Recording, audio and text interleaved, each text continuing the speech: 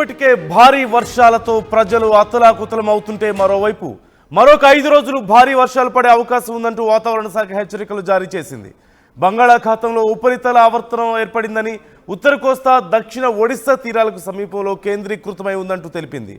బుధవారం బంగాళాఖాతంలో అల్పపీడనం ఏర్పడే ఛాన్స్ ఉందని, అల్పపీడనం కారణంగా భారీ నుంచి అతి భారీ వర్షాలు పడతాయంటూ వాతావరణ శాఖ హెచ్చరికలు జారీ చేస్తోంది. పిడుగులు పడే అవకాశం ఉందంటుంది. ప్రజలు అప్రమత్తంగా ఉండాలంటూ కూడా హెచ్చరికలు జారీ చేస్తుంది. ఇప్పటికే హైదరాబాద్లో లోతట్టు ప్రాంతాలు తీవ్రంగా జలమయమై నానా అవస్థలు పడుతున్నటువంటి పరిస్థితి మనం చూస్తున్నాం.